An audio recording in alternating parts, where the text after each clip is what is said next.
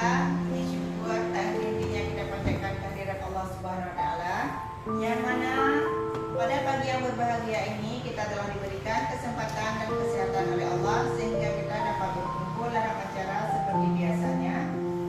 Namun tak lupa pula salawat dan salam, yaitu kita saling sajikan kepada kepangkuan Allah Nabi besar Muhammad Sallallahu Alaihi Wasallam, yang mana oleh beliau yang telah membawa kita dari alam kebodohan ke alam yang penuh ilmu pengetahuan seperti yang kita rasakan saat ini. Yang saya hormati Ibu Kepala SD Negeri 6 Payabakung yang telah membimbing kita pada hari yang berbahagia ini, dan juga yang tak lupa pula rasa hormat saya kepada seluruh dewan guru, bapak-bapak dan ibu-ibu sekalian yang ada pada SD Negeri 6 Payabakung. Nah, pada pagi yang berbahagia ini saya sangat berterima kasih sekali karena telah diberikan kesempatan kepada saya. Nah, untuk memaparkan sedikit, namun kita di sini adalah guna untuk sharing. Nah, sharing di sini tentang budaya positif sekolah. Baik Bapak Ibu semuanya, nah di sini saya akan memaparkan sedikit materi kita pada hari ini tentang budaya positif sekolah. Nah, apa itu budaya positif di sekolah? Nah, namun budaya itu tidak asing lagi seperti yang pernah kita dengarkan. Nah, sebelumnya kita pernah mendengarkan tentang budaya. Apa itu budaya? Kebiasaan. Nah, budaya itu kebiasaan. Nah, apapun kebiasaan yang sering kita lakukan, baik pada diri kita sendiri maupun di lingkungan masyarakat. Nah, seterusnya kita lakukan di sekolah. Nah, sekarang budaya positif di sekolah kita. Nah, apa itu budaya positif di sekolah? Kebiasaan yang baik. Iya, kebiasaan yang baik yang pernah kita laksanakan di sekolah. Misalnya seperti kita sudah menerapkan budaya 5S. Apa itu budaya 5S? Senyum, sapa, salam, sopan, santun. Bagus sekali. Nah, kita sudah menerapkan budaya 5S, yaitu dengan senyum. Nah, pertama jumpa kita dengan senyum, kemudian kita sapa, dan kemudian kita melakukan budaya positif dengan salam. Nah, dan juga ada sopan dan santun. Baik. Nah, itu yang sudah sering kita laksanakan di sekolah kita. Nah, kemudian budaya positif di sekolah yaitu nilai-nilai dan kebiasaan-kebiasaan di sekolah yang berpihak kepada peserta didik agar mereka dapat berkembang menjadi pribadi yang kritis, penuh hormat dan tanggung jawab. Nah, makanya di sekolah kita harus kita terapkan kebiasaan yang baik. Jadi nanti dia akan menimbulkan akan jadi sebuah kebudayaan. Nah, dan kita menerapkan kebiasaan, nanti di sekolah kita akan membudaya. Seperti kita sudah menerapkan kebiasaan salaman. Nah, salaman di waktu pagi nanti kita juga akan membudayakan di sekolah kita. Baik, selanjutnya perubahan paradigma. Nah, perubahan paradigma, tolong Ibu Fitri Wahyuni dibacakan. Perubahan paradigma. Untuk membangun budaya yang positif, sekolah perlu menyediakan lingkungan yang positif, aman dan nyaman agar murid-murid mampu berpikir, bertindak dan mencipta dengan merdeka, mandiri dan bertanggung jawab. Lazimnya disiplin dikaitkan dengan kontrol. Dalam hal ini kontrol guru dalam menghadapi murid. Nah, perubahan paradigma. Nah, bagaimana perubahan paradigma itu? Nah, perubahan paradigma itu untuk membangun budaya yang positif. Nah, budaya yang positif sekolah. Sehingga kita perlu menyediakan lingkungan yang positif. Untuk membangun sekolah yang budaya positif di sekolah, maka kita harus menyediakan lingkungan yang positif, yang aman dan nyaman agar murid kita mampu berpikir. Nah, sehingga mereka mampu bertindak dan menciptakan dengan murid yang merdeka. Nah, sehingga mereka lazimnya dikatakan disiplin ini dikaitkan dengan kontrol. Kontrol ini berarti guru yang mengontrol siswa supaya mereka tidak berbuat seenaknya saja.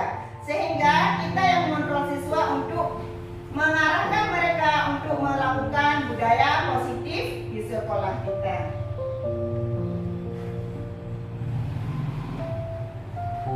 Nah, selanjutnya perubahan paradigma juga untuk membangun budaya yang positif di sekolah. Nah, sama juga seperti yang tadi, dengan menciptakan merdeka, mandiri dan bertanggung jawab kepada anak siswa kita. Nah, sekarang seandainya Anda dan teman Anda akan melakukan kegiatan, cobalah buka. Nah, kegiatan cobalah buka. Anda adalah A. Nah, tugas Anda adalah mengepalkan salah satu tangan Anda. Coba Anda bayangkan bahwa Anda menyimpan sesuatu yang sangat berharga di dalam tangan Anda. Nah, Anda perlu menjaga benda tersebut sekuat tenaga Anda karena begitu pentingnya untuk kehidupan Anda. Nah, tugas rekan Anda B adalah mencoba dengan segala cara untuk membuka kepalan ataupun menggoda, mengkritik, bahkan menawari Anda uang agar Anda bersedia membuka kepalan Anda. Coba lakukan kegiatan cobalah buka. Nah, di atas dengan cara bergantian. Nanti kita akan melakukan percobaan. Nah, menggepal, satu orang menggepal tangan, satu yang lain lagi menggelitik. Nah, menggelitik mencoba apa untuk kita membuka tangan kita. Apakah kita mau atau tidak mau? Seolah-olah di tangan kita ini ada sesuatu benda yang sangat berharga. Nah, bagaimana? Apakah kita mau membukanya dengan dikasih uang, di apa? Terserah, pokoknya yang lain mengkritik kita. Nah, mengkritik kita supaya kita membukanya. Nah, bagaimana?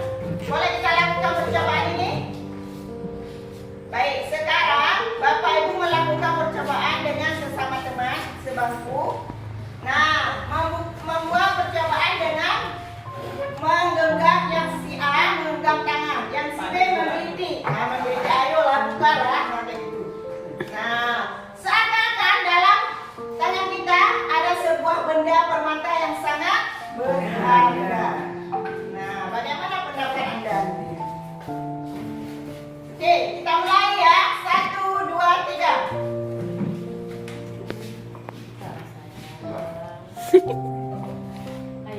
Coba rayu sekuat tenaga supaya kawan kalian mau membukanya.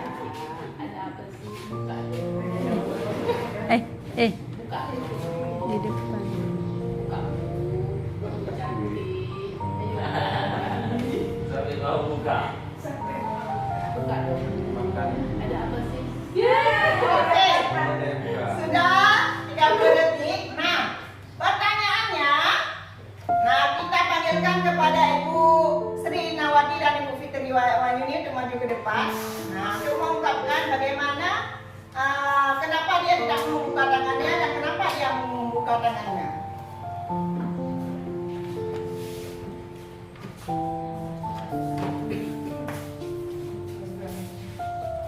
Oke.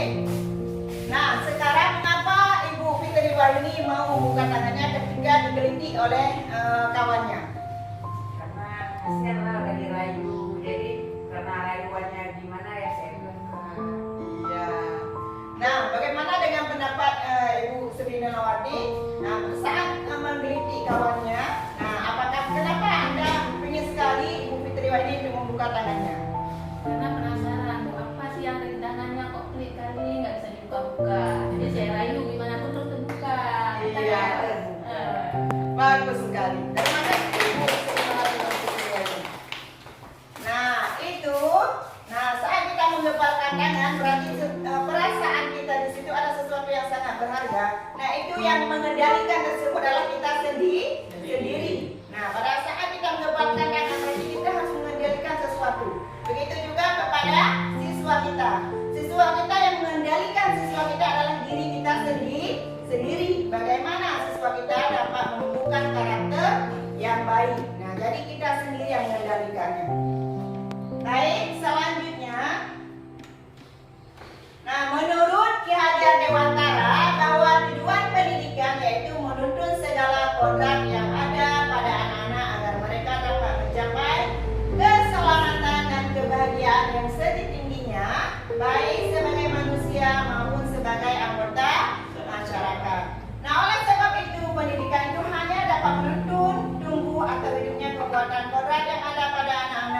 dapat memperbaiki lakunya, bukan dasarnya hidup dan tumbuhnya kekuatan kodrat anak. Nah, maka oleh karena itu seperti permainan yang tadi, nah kita sendiri yang memegang kontrol atas kepala tangan kita. Apakah kita mau membuka atau menutup kepala tangan kita, itu tergantung pada diri kita masing-masing, sesuai dengan kebutuhan dasar kita saat ini. Nah, bagaimana dengan kebutuhan yang diperlukan oleh anak didik kita? Nah, maka kebutuhan itu kita sendiri yang mengontrolnya. Tidak mungkin orang lain yang mengontrolkan kebutuhan, yang memberikan kebutuhan kepada anak didik kita. Apa narap?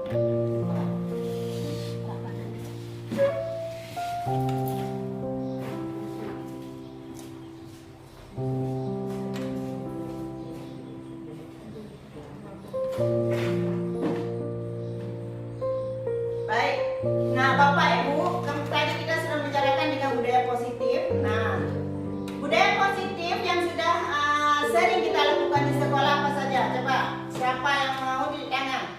Coba sebutkan budaya positif yang sudah sering kita lakukan di sekolah. Iya, Bersalaman, Bu. iya bersalaman. Boleh kita bersalaman di waktu pagi hari, kemudian setelah proses pembelajaran. Oke, selanjutnya apa lagi? Kebiasaan yang sudah kita lakukan di sekolah. Buang sampah pada tempatnya. Iya, bagus. Membuang sampah pada tempatnya. Nah, kemudian Bu Fitriani. Nah, apa kebiasaan yang pernah Ibu lakukan? Saat bertemu saling tegur sapa. Iya, jika bertemu saling tegur sapa, ya kan? Nah, jangan kita membelakangi kawan. Oke, selanjutnya Bu Fitri Wayuni. Apa lagi? Kebiasaan yang pernah Ibu terapkan di sekolah.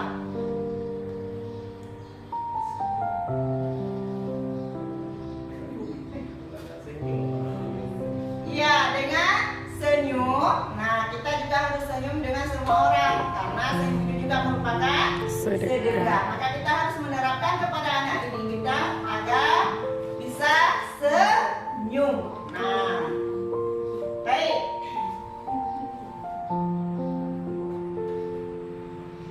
Perubahan paradigma. Oke, tolong dibaca Ibu.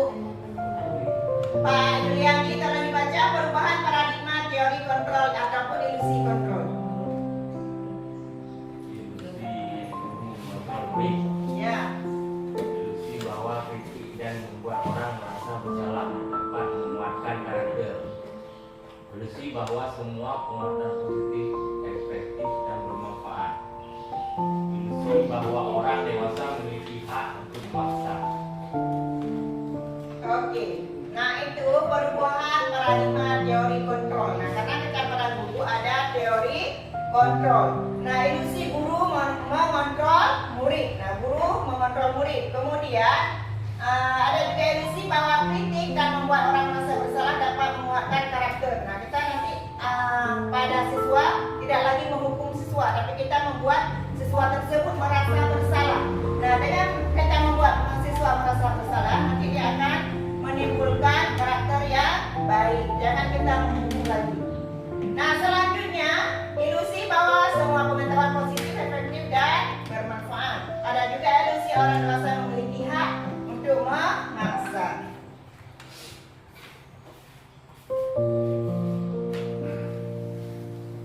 Oke, paradigma stimulus respon teori kontrol. Nah, siapa yang sesungguhnya yang memiliki kontrol?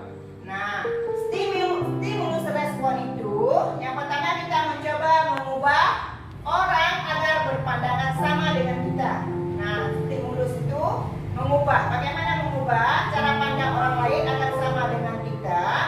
Maksudnya di sini, nah kita saat membimbing siswa, nah kita harus misalnya kita ingin berkarakter siswa dengan karakter yang baik. Nah, mereka harus membudayakan salam. Nah, bagaimana cara kita membimbing siswa tersebut agar terbiasa dengan salam? Nah, teori kontrolnya kita berusaha memahami pandangan orang lain tentang dunianya. Nah, misalnya kita seperti berada di daerah terpencil. Nah, kita perbukitan. Berarti anak-anak di sana nanti harus kita arahkan.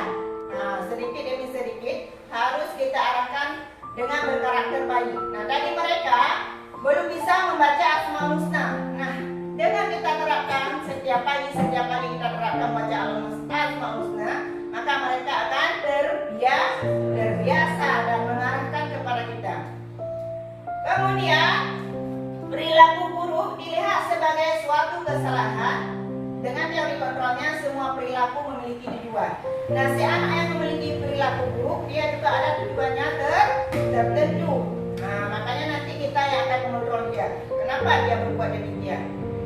Nah, orang lain bisa mengontrol saya. Nah, teori kontrolnya hanya Anda yang bisa mengontrol diri Anda. Nah, kita bisa dikontrolkan oleh orang lain, tetapi cuma kita sendiri yang bisa mengontrolkan diri kita sendiri.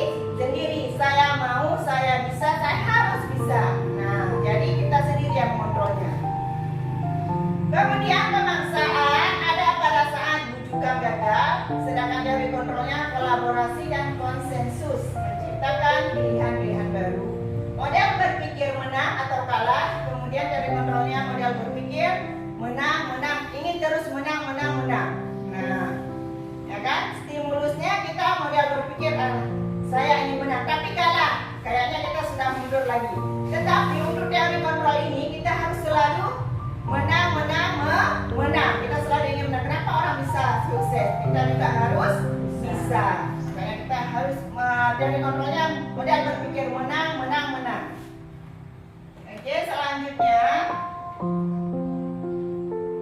Nah, apa makna disiplin? Nah, ada nggak di sekolah kita terapkan disiplin?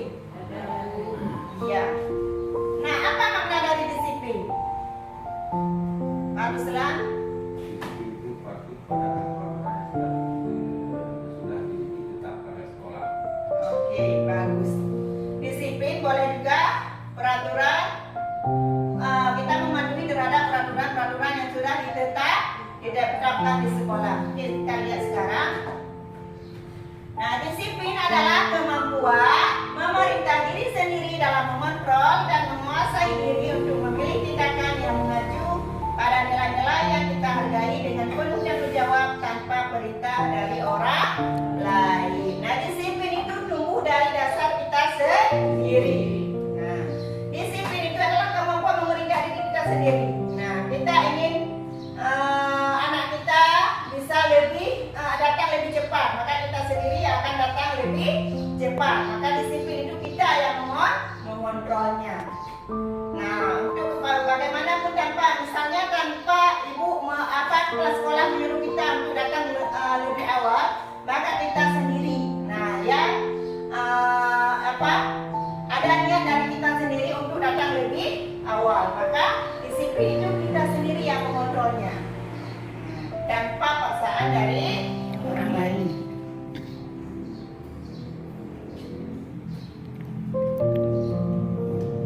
Nah, selanjutnya ada teori motivasi perilaku manusia. Nah, teori motivasi perilaku manusia coba dibacakan Bu Fitriani. Teori motivasi perilaku manusia. 1. Untuk menghindari ketidaknyamanan atau hukuman. Apa yang akan terjadi apabila saya tidak melakukannya? Itu merupakan motivasi internal. Yang kedua, untuk mendapatkan imbalan dari orang lain atau institusi apa yang akan saya dapatkan apabila saya melakukannya. Itu motivasi eksternal. Yang ketiga, untuk menghargai diri sendiri, saya akan menjadi orang yang seperti apa bila saya melakukannya. Itu merupakan motivasi internal. Oke.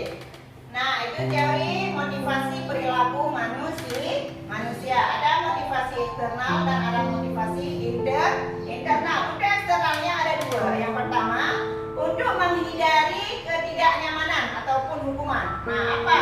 Misalnya, apa yang akan terjadi apabila saya tidak melakukannya?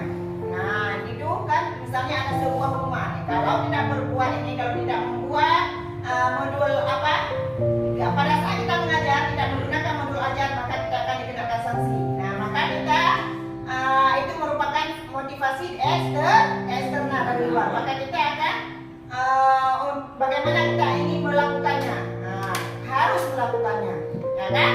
harus membuat modul ajar saat mengajar di kelas. Kemudian yang kedua, untuk mendapatkan imbalan dari orang lain, ataupun institusi.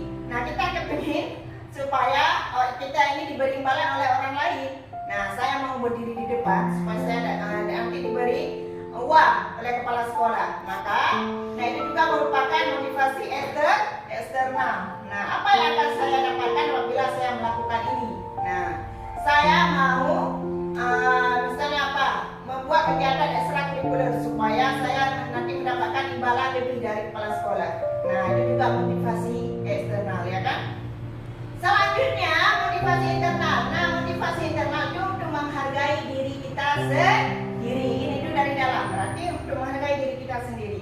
Saya akan menjadi orang yang seperti apa bila saya melakukannya, ya kan? Nah, itu motivasi internal. Saya ingin melakukan pembelajaran yang berdiferensiasi. Saya ingin melakukan pembelajaran membentuk karakter siswa. Nah, maka saya akan menjadi orang yang seperti apa apabila saya nanti akan melakukannya. Nah, pasti kita akan lebih baik lagi apabila kita melakukan pembelajaran yang seutuhnya kepada murid kita. Ice breaking dulu supaya kita lebih semangat, ya. Nah, ice breakingnya kita dengan melakukan tembak dor. Boleh? Oke. Nah, ini kita mulai dengan supaya mengingat tentang kelipatan. Nah, kelipatan matematika, ya kan? Nah, nanti tentang kelipatannya nanti pas di kelipatan jangan lagi bilang angkanya. Nanti kita tembak dor, ya. Misalnya kelipatan 2, kita hitung mulai dari 1. Bilang 1, Ibu Li nanti bilang dor. Nah, langsung tembak, ya. Oke, siap? Oke, kita berdiri sebentar ya, biar lebih semangat. Kita main kelipatan berapa? Oke, kita mulai. Bagus. Udah. Kita mulai dari kelipatan 2. Bisa? Oke. Kita mulai dari Bu Fitri. Ya, dari kelipatan 2. 1. Hitungnya dari 1 ya. Hitungnya dari 1, berarti nanti 2 langsung dor. Dornya kemana? 3. Dornya ke Ibu. 1.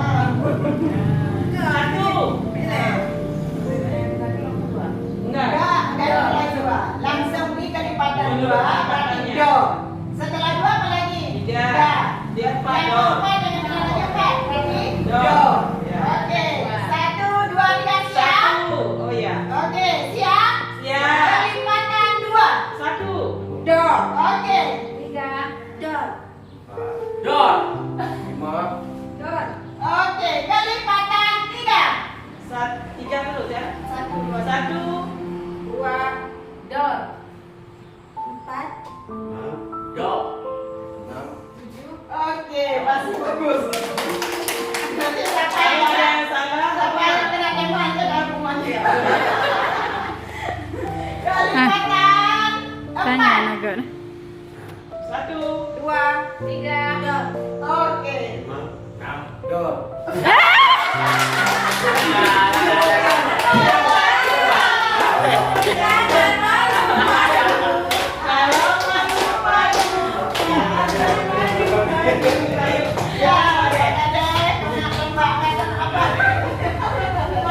Oke, silakan. Kena sanksi menyanyikan lagu Alamku dengan menggantikan bunyi vokal O. Ayo. Oke, silakan. 1, 2, 3.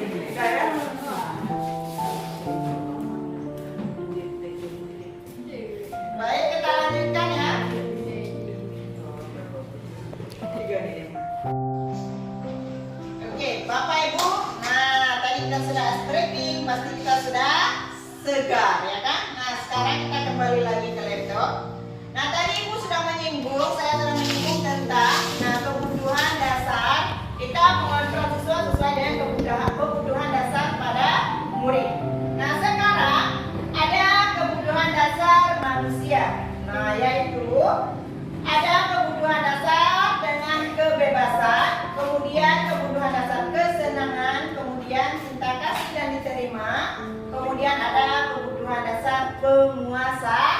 Nah, itu yang diperlukan oleh murid Kita. Oke, nah di sini ada sebuah ilusi. Nah, Ibu Ani, guru kelas 5 di SD Pelita Hati, sedang bingung menghadapi ulah salah satu murid di kelasnya, Agus. Beberapa anak telah datang dan mengeluhkan Agus yang seringkali meminta bekal makan siang mereka dengan paksa. Jika Anda menghadapi situasi seperti Ibu Ani, apa yang Anda akan lakukan? Nah, menurut Anda kira-kira apa alasan Agus melakukan hal itu? Nah, kan sering misalnya di sekolah. Nah, ini yang terjadi pada Ibu Ani. Nah, di sekolahnya dia pada saat anak-anak membawa bekal makan siang, nah si Agus ini selalu meminta kepada kawannya. Nah, apa kira-kira alasan si Agus melakukan hal itu? Nah, kita lihat. Nah, dalam konteks penerapan disiplin positif, Ibu Ani sebaiknya mencari tahu dulu alasan Agus melakukan tindakan tersebut agar mengetahui kebutuhan mana yang sedang berusaha dipenuhi Agus. Tadi kan kita ada kebutuhan dasar manusia. Nah, mungkin dia belum terpenuhi kebutuhan yang bagaimana. Nah, di sini kita lihat. Yang pertama apa jawabannya menurut? Apabila jawaban Agus karena ia lapar dan orang tuanya tidak membawanya bekal makanan siang, maka kebutuhannya adalah bertahan hidup. Nah, pada saat nanti Bu Ani menanyakan kepada si Agus kenapa dia melakukan hal tersebut, mungkin si Agus nanti akan menjawab dia, mungkin saya lapar Bu. Nah, berarti itu kebutuhan yang diperlukan si Agus adalah itu kebutuhan berlangsung Hidup. Nah, selanjutnya apalagi jawaban si Agus?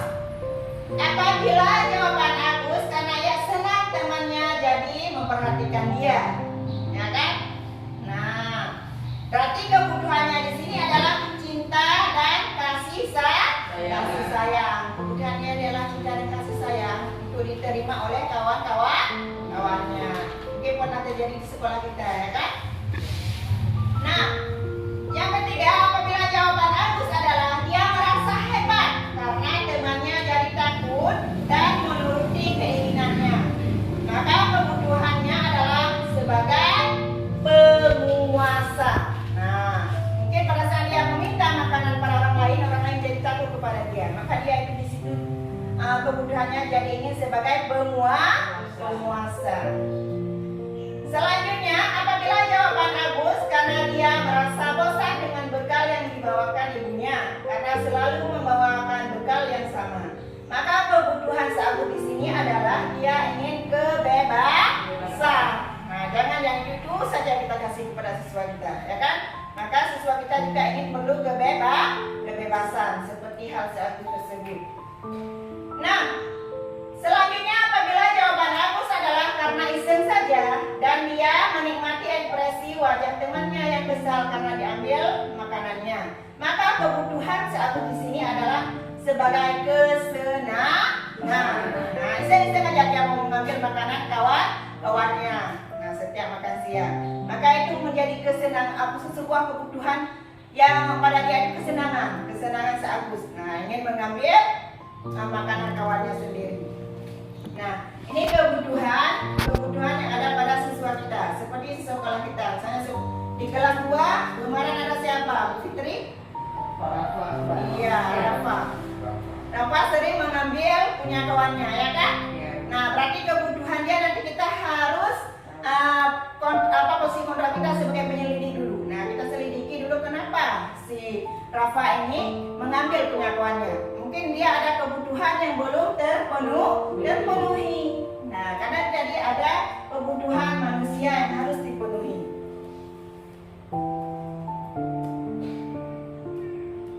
Baik, selanjutnya kalau dibaca Bu Slinawati. 5 posisi kontrol guru. Yang pertama, penghukum. Kedua, pembuat merasa bersalah. Yang ketiga, teman. Yang keempat,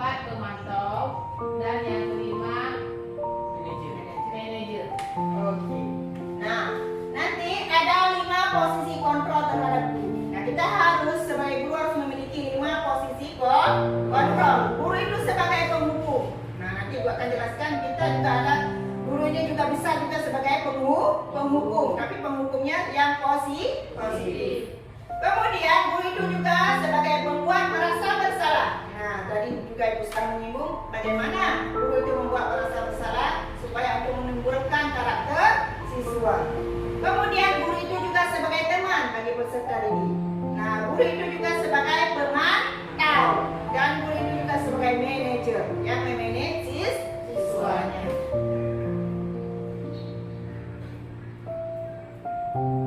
Baik, nah ini merupakan bagian 5 posisi kontrol pada guru.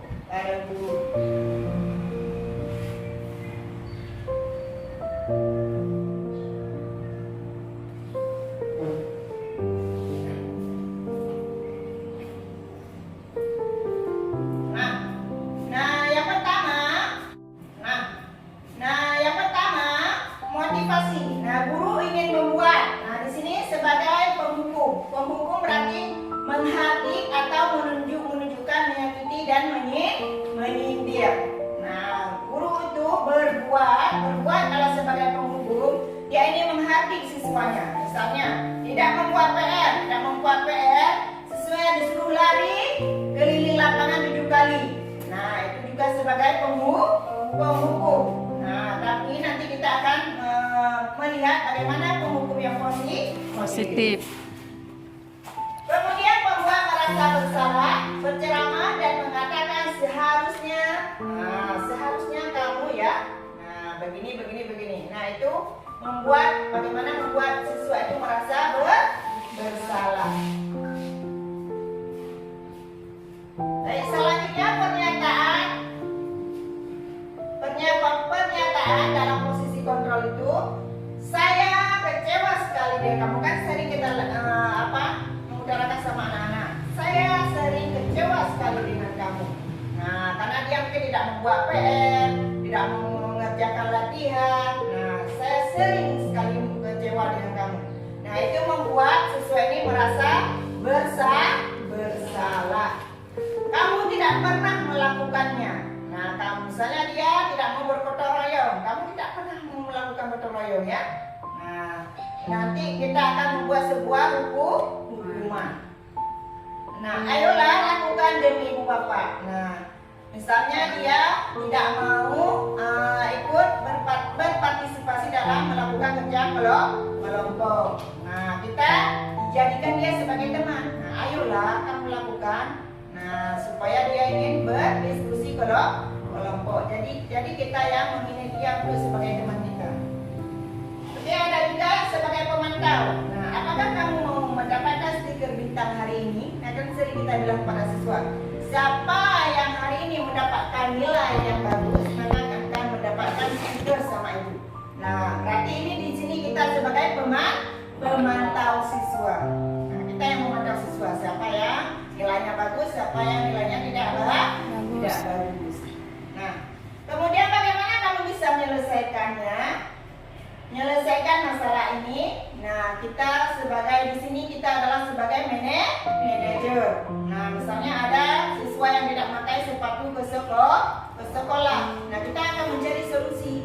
Nah, bagaimana nanti kamu bisa menyelesaikan masalah ini? Kenapa kamu tidak memakai sepatu ke sekolah? Nah, itu merupakan kita sebagai manajer untuk mengarahkan siswa. Kemudian, ada juga kita sebagai penghukum. Nah, kamu selalu yang paling terakhir, kamu selalu yang paling terlambat datang ke sekolah. Nah, nanti kita buat di sini sebagai penghukum.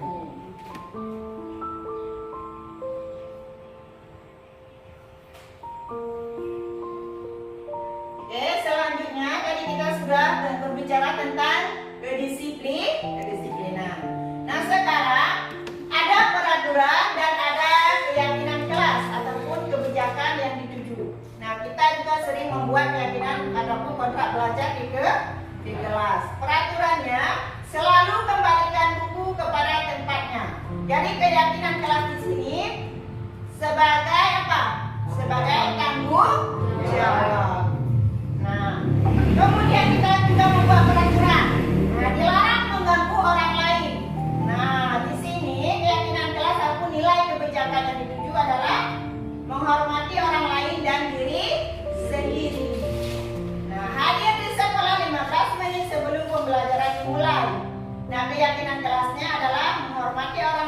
komitmen pada tujuan. Kemudian dilarang melakukan kekerasan. Sering nggak kita membuat peraturan dilarang melakukan kekerasan? Berarti keyakinan kelas di sini adalah untuk keselamatan dan menghormati orang Lain. Kemudian peraturannya dilarang menggunakan narkoba. Mungkin para siswa SD masih kurang, nggak ada. Kemudian bergantian atau menunggu giliran. Nah, menghormati orang lain dengan kesabaran. Berarti nilai kebijakannya bergantian ataupun menunggu giliran artinya antrian. Nah, pada saat kita melakukan sesuatu kita harus mengantri, memudahkan budaya antri. Berarti itu menghargai orang lain. Nilai kebijakannya adalah menghargai orang lain. Kemudian peraturannya jangan berlari di kelas atau koridor. Berarti nilai kebajikan di sini adalah keselamatan dan keamanan. Berarti saat kita membuat suatu keyakinan kelas ataupun peraturan di kelas ada nilai kebajikannya.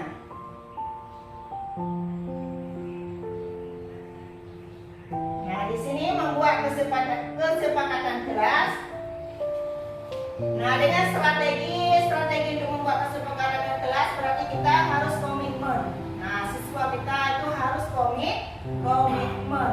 Kemudian tanggung jawab. Nah, pada saat membuat kesepakatan kelas siswa kita juga harus tanggung jawab. Berarti benar ini. Kalau dia sudah membuat kesepakatan dan keyakinan kelas, kita tidak boleh berbicara di dalam kelas. Berarti mereka nanti tidak boleh berbicara di dalam kelas. Kemudian saling menghargai, jujur dan peduli. Ini strategi pada siswa kita. Selanjutnya juga kita akan mengenal segitiga restitusi. Oke, coba dibaca. Pak Ruslan. Segitiga restitusi. Proses menciptakan kondisi bagi murid untuk memperbaiki kesalahan mereka sehingga mereka bisa kembali pada kelompok mereka dengan karakter yang lebih kuat. Melalui restitusi guru dapat membuat murid menjadi lebih memiliki tujuan positif serta memilihkan diri sendiri setelah berbuat salah. Membantu murid untuk jujur pada diri sendiri dan mengevaluasi dampak dari kesalahan yang dilakukan. Memberikan penawaran bukan paksaan. Ya. Nah, bagaimana di sini?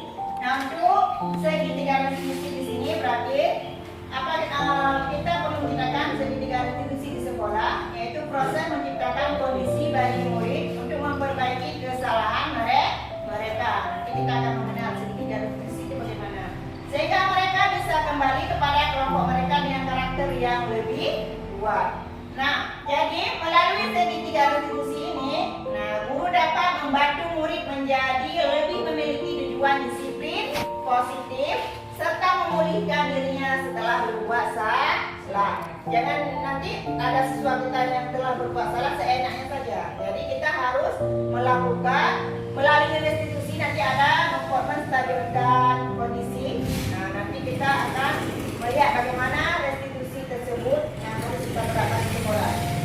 Kemudian membantu murid untuk jujur pada diri sendiri dan mengevaluasi dampak dari kesalahan yang telah dilakukan. Kemudian memberikan penawaran bukan paksaan kepada siswa tersebut. Jadi nanti dalam sebuah permasalahan kita akan menggunakan segitiga restitusi. Nah, ini bentuk badan dari segitiga restitusi. Nah, di sini ada segitiga restitusi. Di sini yang pertama menstabilkan identitas. Nah, menstabilkan identitas siswa. Nanti terhadap apa permasalahan yang kita hadapi.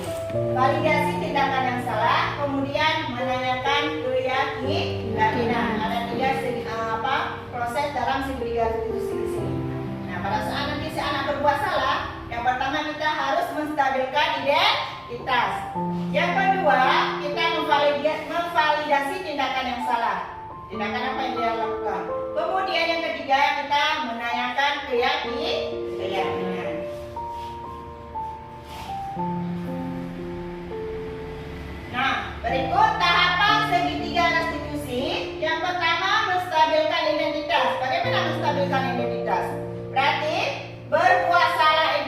apa-apa.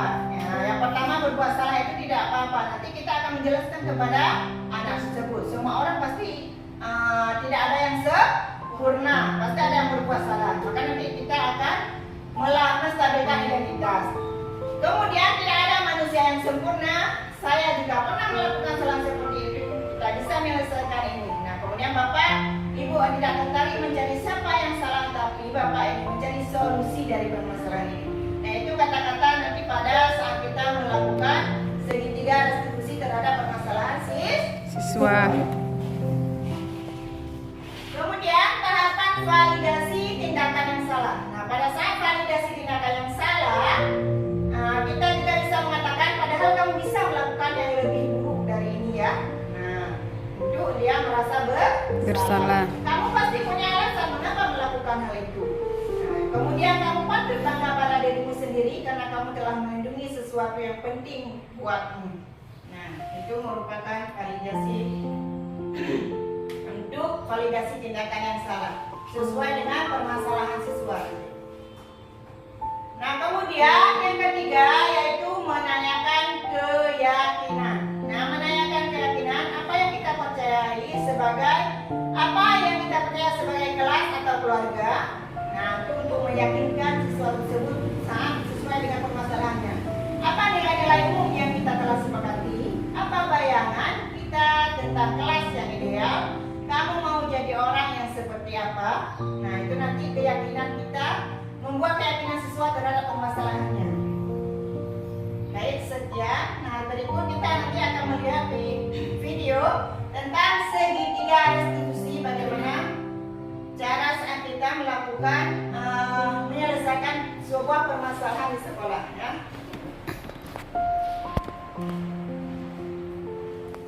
Oke, sekarang kita akan melihat bagaimana cara menggunakan restitusi pada setiap permasalahan di sekolah kita dengan siswa. Waalaikumsalam Zaki. Silakan duduk Zaki. Nah Zaki, kamu tahu tidak kenapa kamu dipanggil di sini? Tahu Bu, kemarin waktu ujian semester kami mencari Bu. Iya. Nah sekarang coba kamu ceritakan bagaimana kronologi kejadiannya.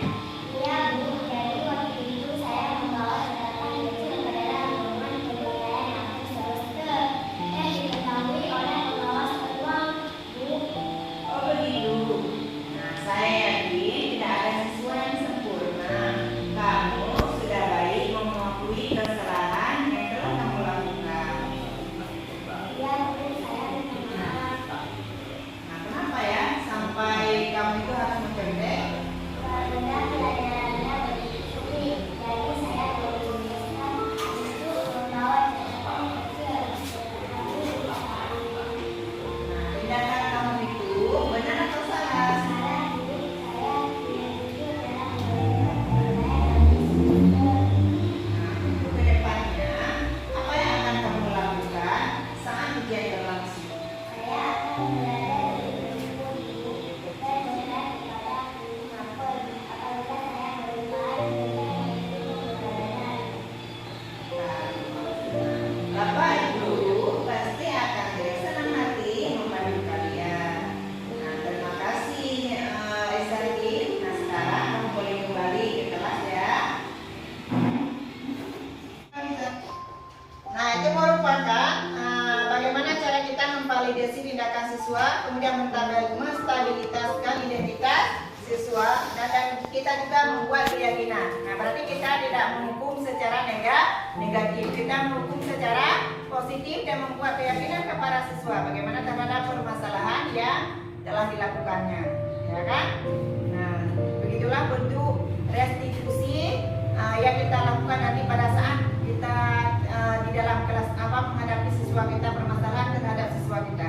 Nah, jangan sampai kita menghukum, kita suruh keliling lapangan, tidak membuat PR. Nah, itu merupakan hukuman yang negatif, ya kan? Yang membuat siswa menghati ataupun membuat siswa sangat menyakiti. Tapi sekarang kita tidak boleh melakukan hukuman yang negatif. Nah, begitulah bentuk kita menghukum siswa dengan hukuman yang positif. Nah, oke Bapak Ibu, mungkin sampai sini ada yang ingin ditanyakan? Oke. Saya rasa apa yang telah saya paparkan, insya Allah Bapak Ibu semua sudah dapat memahaminya dan kita nanti akan mampu menerapkan di sekolah kita, ya kan? Nah, baik, cukup sampai di sini saja. Mungkin sharing dari saya. Nah, nanti kita akan lanjutkan di hari yang lain lagi. Baik, saya akhiri. Wabillahi taufiq wal hidayah. Wassalamualaikum warahmatullahi wabarakatuh. Waalaikumsalam warahmatullahi wabarakatuh.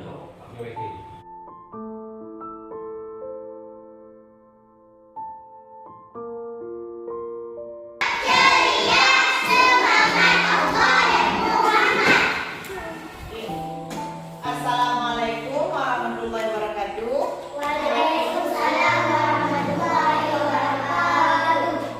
Semangat. Assalamualaikum. Salam.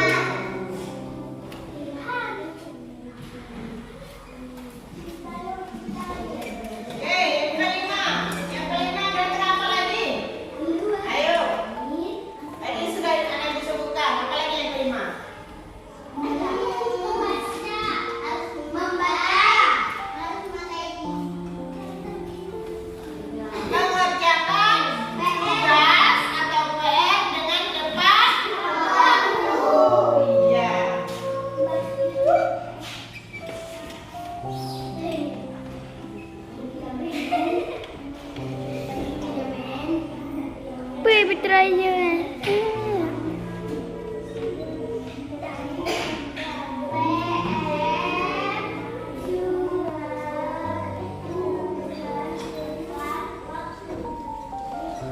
selanjutnya apa lagi?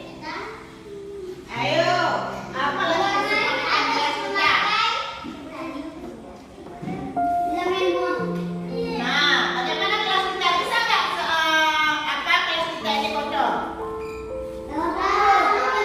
Bisa nggak kita belajar kelas kita yang jorok ataupun kotor? Bisa nggak kita belajar? Nah, berarti kesepakatan kita kelas kita apa ya? Iya, menjaga kebersihan kelas. Nomor 6, menjaga kebersihan kelas.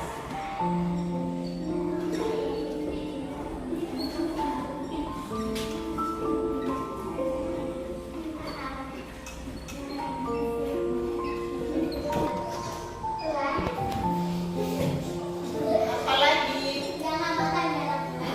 Ya, itu merupakan peraturan kelas.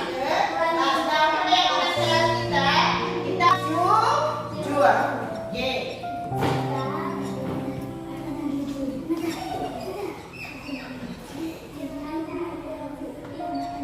Menanamkan sikap jujur.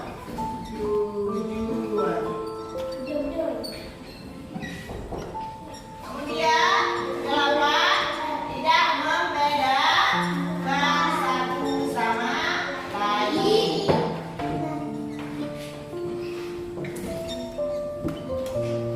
Gir.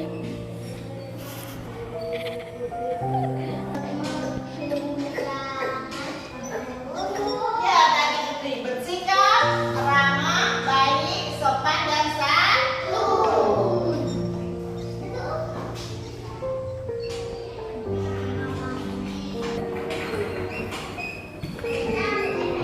Oke sayang, nah coba dibacakan Putri. Yang pertama apa keinginan kelas kita yang pertama?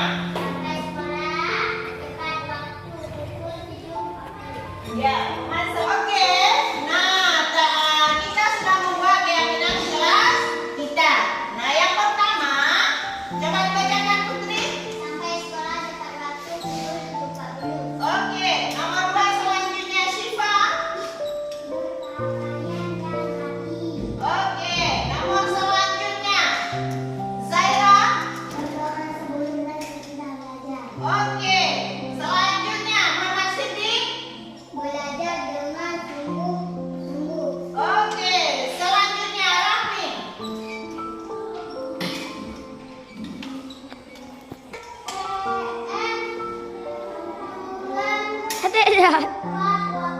Oke, selanjutnya Zahra. Oke, Saidil. Ya, menanamkan. Oke, selanjutnya Naila. Ya, yang ke-9 coba Farel.